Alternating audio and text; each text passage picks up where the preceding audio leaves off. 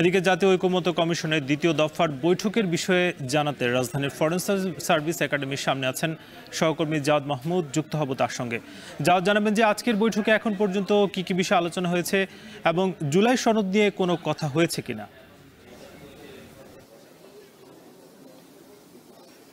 সকাল 11টা থেকে মূলত এই যে দ্বিতীয় দফার বৈঠক হচ্ছে, আজকে সপ্তম দিনের মতো চলছে। আর সকালে এবং মধ্যাহ্নভোজের বিরতির সময় জানানোর চেষ্টা করছিলাম মূলত মধ্যাহ্নভোজ পর্যন্ত রাজনৈতিক দলগুলো যে জাতীয় সাংবিধানিক কাউন্সিল অর্থাৎ এনসিসি ছিল, সেটি পরিবর্তন হয়ে যে নতুন একটি কাঠামোর কথা বলা হচ্ছে, যে সংবিধান ও সংবিধিবদ্ধ প্রতিষ্ঠানের নিয়োগ কমিটি, সেটি নিয়ে মধ্যাহ্নভোজ পর্যন্ত আলোচনা হয়েছে। কিন্তু সেখানে আসলে কোনো উল্লেখযোগ্য অগ্রগতি হয়নি।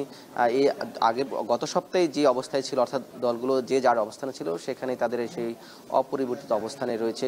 এবং এ নিয়ে কমিশনের সহসভাপতি অধ্যাপক আলী রিয়াজ তিনি বলেছেন যে বিশেষ করে বিএনপি এই যে কমিটি গঠনের সাথে দ্বিমত পোষণ করছে।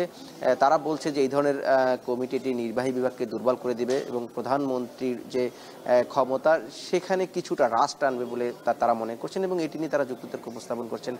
মূলত যেহেতু বিএনপি সহ এবং বিএনপির সাথে বিএনপির যে জোট সঙ্গী রয়েছে 12 দলীয় জোট, জাতীয়তাবাদী সমমনা জোট, এর এনডিএম সহ এই কয়েকটি দল মূলত এই যে কমিটির সাথে দ্বিমত পোষণ করছেন, এবং এই দলগুলোকে আগামী যে বৈঠকটি হবে সেখানে তাদের দলীয় ফোরামে যেন আলোচনা করে এসে তাদের মতামত জানায় সেই সুযোগটি রাখা হয়েছে। এবং দ্বিতীয় ধাপের অর্থাৎ এই মধ্যাহ্নভোজের পরে যে আলোচনা হচ্ছে, এখানে মূলত দ্বিকক্ষ বিশিষ্ট যে সংসদের কথা বলা হচ্ছে সেটি নিয়ে আলোচনা হচ্ছে।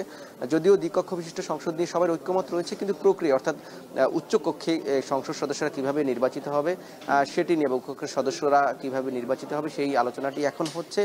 এখানে মূলত অধিকাংশ রাজনৈতিক দলই এই যে সংখ্যানুপাতিক অর্থাৎ মোট ভোটের সংখ্যানুপাতিক পদ্ধতিতে উচ্চকক্ষের সদস্যের যে নির্বাচন সেটি তারা চাচ্ছেন, কিন্তু বিএনপি এখানে একটি দ্বিমত পোষণ করছেন। তারা বলছেন যে সংসদে অর্থাৎ নিম্নকক্ষে যে ভোটের আসন তার অনুপাতে উচ্চকক্ষের সদস্য তারা নির্বাচিত হবে, এটি নিয়ে মূলত এখন আলোচনা চলছে আমরা দেখছি। এবং আরেকটি বিষয় জুলাই সনদ নিয়ে আপনি যেটা জানতে চেয়েছিলেন, সকালে সূচনা বক্তব্যে এই বৈঠকের শুরুর প্রারম্ভিকে অধ্যাপক আলী রিয়াজ বলছিলেন যে রাজনৈতিক দলগুলো যেন তাদের দলীয় এবং ব্যক্তিগত স্বার্থে উঠে একটি ছাড় দেওয়ার যে মানসিকতা সেটি তারা পোষণ করেন, এবং তিনি এক ধরনের হতাশা প্রকাশ করেছেন। অর্থাৎ এই সংস্কার নিয়ে এই পর্যায়ে এসে যে পরিমাণ অগ্রগতি হওয়ার কথা ছিল সেটি হচ্ছে না। সেদিন তার বক্তব্যে বলছেন যে আশাব্যঞ্জক অগ্রগতি তারা দেখতে পাচ্ছেন না, এবং এই নিয়ে বলছেন যে এটি তাহলে আসলে জুলাই শহীদদের যে আকাঙ্ক্ষা বা যে জাতীয় আকাঙ্ক্ষা তৈরি হয়েছে সেই আকাঙ্ক্ষা বাস্তবায়নে বিঘ্ন ঘটবে। এবং এই চলতি মাসে অর্থাৎ আগামী দিন থেকেই জুলাই মাস শুরু হবে, জুলাই মাসের মধ্যেই সনদ ঘোষণার একটি প্রত্যয় ব্যক্ত তিনি আবারও করেছেন। কিন্তু সেখানে তিনি আরেকটা কথা বলেছিলেন যে আবু সাঈদ অর্থাৎ শহীদ আবু সাঈদের যে শাহাদাত বার্ষিকী সেই দিনটিকে লক্ষ্য রেখে মূলত জুলাই সনদ ঘোষণা করার কথা ভাবছিল কমিশন। যেহেতু রাজনৈতিক দলগুলো যে মৌলিক সংস্কার নিয়ে এখনও ঐক্যমতে পৌঁছাতে পারেনি, সেহেতু সেই দিনটি আসলে হচ্ছে না বলে এমনটি তিনি আভাস দিয়েছেন। কিন্তু তিনি তার কথার মধ্যে বারবার বলার চেষ্টা করেছেন বা বোঝানোর চেষ্টা করেছেন যে যে কোনোভাবেই হোক আগামী মাসে অর্থাৎ জুলাই মাসে জুলাই সনদ ঘোষণা করতে কমিশন বদ্ধপরিকর।